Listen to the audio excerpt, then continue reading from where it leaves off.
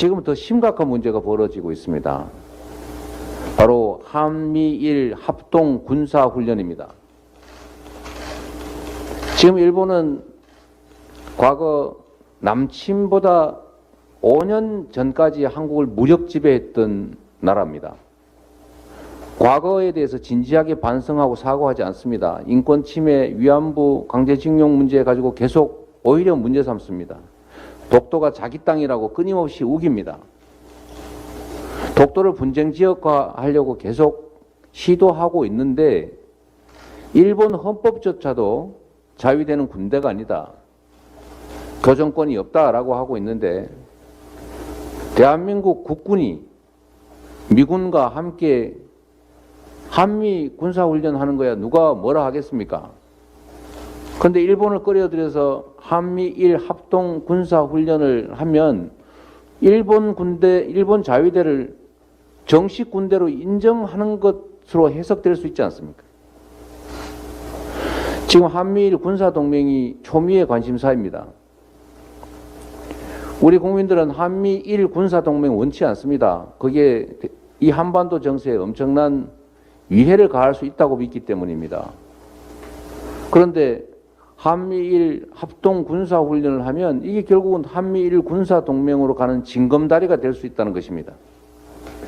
한일 관계가 제대로 정립되지도 않은 상태에서 일본의 자위대를 군대로 공식 인정하는 근거가 될 수 있고 일본의 군사대국화, 보통국가화를 떠받쳐 줄 수 있는 한미일 군사 합동훈련에 대해서 우리 정부가 명백하게 사과하고 다시는 이런 한미일 합동군사훈련을 하지 않겠다는 약속하고 한미일 군사동맹에 대해서도 분명한 입장을 반드시 밝혀야 합니다.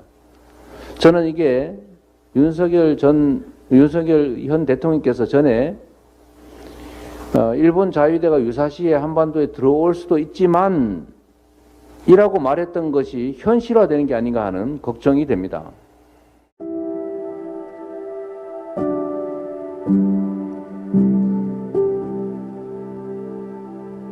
해방 후 친일 세력들은 언제나 가진 자들이었습니다. 그들은 사회 곳곳에서 기득권이 되어 왔습니다. 단 한 번도 친일 세력을 청산하지 못한 우리나라는 저들이 불을 키우고 누리며 기업을 만들고 언론을 만들어 사회를 대변하는 자리까지 올라가게 두었습니다. 그리고 그들의 후손들은 정치계에서 정부 요직에서 한 자리씩을 꿰차고 앉아 철밥통으로 자리매김하고 있습니다. 군사정권을 거쳐 이명박근혜에 이르기까지 국가를 움직이고 민중을 탄압하며 여론을 호도하며 공작질을 해대던 세력은 중앙정보부, 국가안전기획부, 국가정보원 등으로 이름을 바꿔오면서 대공 업무와 해외정보 수집이란 본연의 임무보다 국내 정치 개입과 민간인 사찰 등 정권 비호를 위한 온갖 불법 행위를 자행했습니다. 간첩을 조작해내고 사람들을 잡아다 감금하고 고문하고 대공수사국, 안보수사국 등이란 부서를 만들어 국가보안법, 내란죄, 간첩죄 등이란 죄를 뒤집어 씌워 초헌법적 권한으로 시민과 민주세력을 탄압했습니다. 전두환 등 신군부 세력은 1980년 신문방송통신을 통폐합한 소위 언론 통폐합 등을 통해 언론을 장악했으며 이명박근혜 10년을 거치면서 대기업을 중심으로 언론을 돈으로 사들여 자신들의 영달과 안위를 지키는 호위대로 만들었습니다. 그렇게 언론다운 언론은 모두 죽임을 당했습니다. 또한 저들은 그렇게 만들어온 아성을 지키기 위해 오랜 세월을 거쳐 법조인들을 키워왔습니다. 각종 장학제도를 통해 자신들에게 충성할 사람들을 만들었습니다. 고교 시절부터 대학을 거쳐 사회에 진출하기까지 모든 지원을 아끼질 않았습니다. 그렇게 장학생으로 출발한 학생들은 검사로, 판사로, 법조인이 되어 그들의 기득권을 지켜주는 파수꾼이 되었습니다. 그리고 그 파수꾼들은 검사복과 판사복을 벗게 되면 다시 그들의 기업으로 들어가 수억, 수십억을 받으며 전관 변호사로서의 특혜를 누렸습니다. 이 사이클은 수십 년간 거대하고 단단한 아성을 세워왔습니다. 절대로 쉽게 무너뜨릴 수 없는 카르텔을 만들었습니다. 청산되지 못한 친일 세력은 언론사 사주가 되고 정치계 및 경제계 등 여러 정부 요직의 세력을 확장했습니다. 그뿐만이 아니라 친일이란 이름에 걸맞게 일본 제국주의자들과 결탁하여 보수란 이름으로 포장하여 각종 사회단체를 만들었습니다. 그 단체들은 그럴싸한 이름으로 사람들을 모으고 주로 군사정권의 향수에 젖어 사는 노년층을 공략하여 돈으로 매수하고 동원했습니다.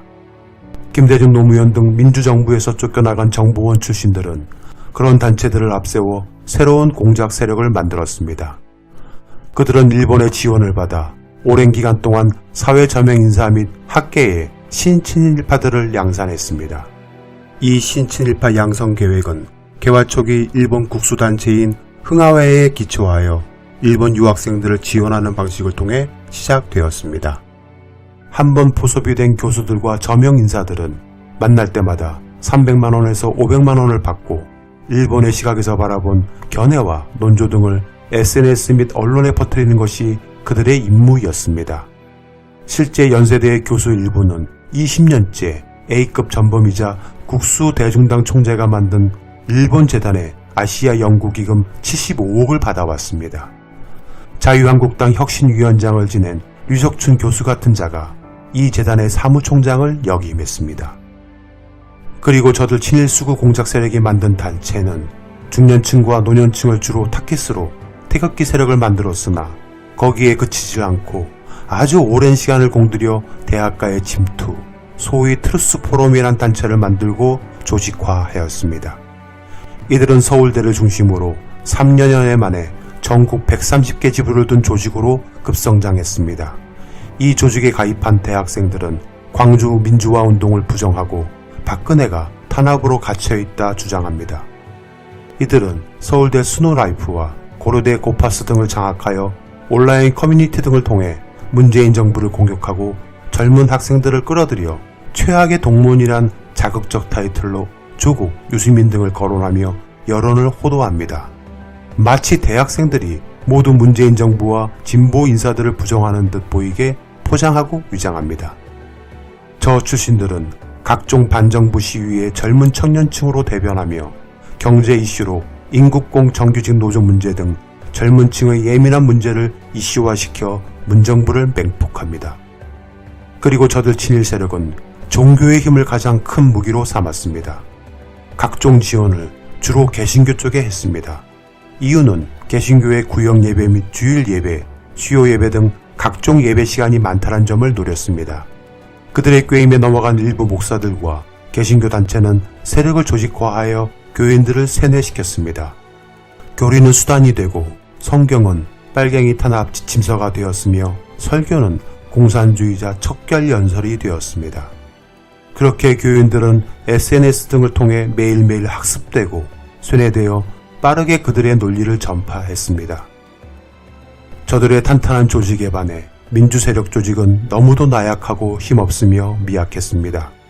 게다가 아주 작은 티끌 같은 잘못에도 같은 편을 용서하진 않았습니다. 아니, 잘못이 없더라도 엄정한 잣대를 들이밀어 검증하고 비판하고 비난했습니다. 조국 정의연처럼 말입니다. 그리고 툭하면 싸우고 분열하고 논쟁하며 투닥거렸습니다. 그렇게 서로를 차단하고 미워했으며 심지어 진영을 갈아타기도 했습니다. 자신들의 이익을 목숨 걸고 지키려는 수구 세력과 그에 저항하는 민주 세력은 초라했으며 보잘것 없었습니다. 너무도 커다란 거악에 맞서 깨어난 시민들이 움직이고 하나둘 모여 촛불이 되고 웅대한 집회를 이끌어냈지만 오랜 기간 광장의 소리는 공허한 메아리가 되었을 뿐 저들은 끄떡도 하질 않았습니다. 하지만 시민들은 위대했습니다. 코로나19란 악재를 뚫고 문재인 정부를 지켜냈습니다. 180석은 시민의 승리였습니다. 그렇게 일궈낸 강한 의석으로 우리는 큰 기대를 했습니다. 힘차고 가열찬 개혁의 고속도로로 들어설 것이라 믿었습니다. 그러나 그것은 꿈이었습니다. 민주당 내에도 기득권과 손잡고 함께 가야 할 파트너십을 말하는 중진 이상의 협치란 허울은 시민의 의지를 무시했으며 국민의 명령을 거부했습니다. 시민들은 붕괴했으나 어찌할 수 없었습니다. 다시 예전처럼 고개 돌려 외면하거나 유튜브 등을 돌며 댓글 한 줄 쓰는 걸로 분을 삭힐 수밖에 없었습니다. 아니, 오히려 저들의 물타기에 넘어가는 사람들이 나타나기까지 했습니다. 외로운 싸움. 앞서 말씀드린 카르텔은 사회뿐만 아니라 정부에도 늘공으로 자리하고 있는 사람들이 많으며 이들은 각종 이권과 지역 유지들, 지역 단체장들과 결탁하여 기득권을 지키려 대통령의 의지와 결심을 무시하고 시간을 끌고 있습니다. 특정 사안에 대한 지시를 이런저런 핑계를 대며 되는 쪽보다는 안 되는 쪽으로 유인하고 당위성을 만들어내 세금과 인력을 낭비하고 허위 보고를 통해 대통령의 눈과 귀를 가리고 있습니다.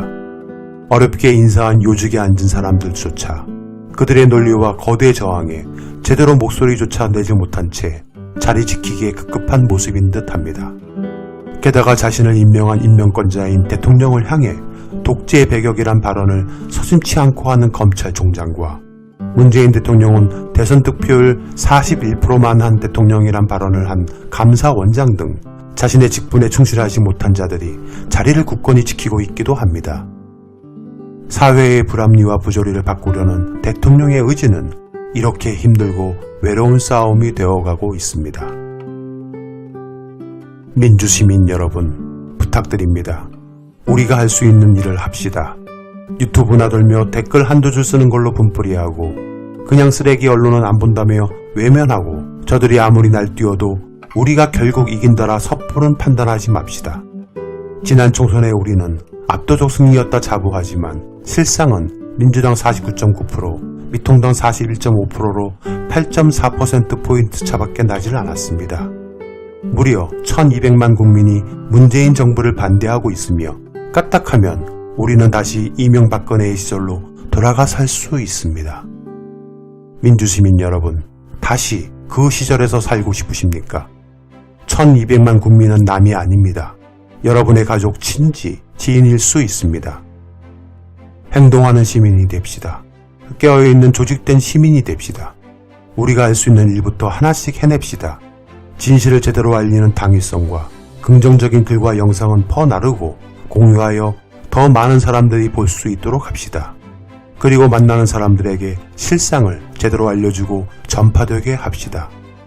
앞서 말씀드린 친일 세력으로부터 시작하여 대기업이 확장된 언론, 그들과 엮여있는 사법부와 검찰, 그리고 수구 공작 세력이 학계, 시민단체로 포장해 종교계와 손잡고 수구정당과 협업하는 거대한 카르텔을 형성한 수구 세력에 맞서 당당히 일어납시다. 또한 허울 좋은 협치란 이름으로 지지부진하려 드는 국회에 따끔한 충고와 질책을 아끼지 맙시다. 아울러 개혁 의지를 천명하고 목소리를 높이는 의원들은 격려하고 후원합시다. 어딘가에 처박혀 있을 검찰개혁, 언론개혁 편말을 잘 보이는 곳에 붙여두고 식어있던 의지를 다시 불태웁시다. 코로나로 다시 광장으로 모일 수는 없더라도 가짜 촛불이 아닌 진짜 촛불의 위대함과 정신을 제대로 보여줍시다. 우리 주변에 저들에게 세뇌당한 당신의 어머니, 아버지, 친척, 지인 등을 꾸준히 설득해 나갑시다. 마음을 다해 간절히, 빨갱이 운운하는 진영 논리 따위가 아닌 옳고 그름이 무엇인지 닫힌 마음을 열고 가려진 눈과 귀를 열어 주십시다. 제대로 정성을 다해 진심을 전합시다. 행동합시다. 바로 지금.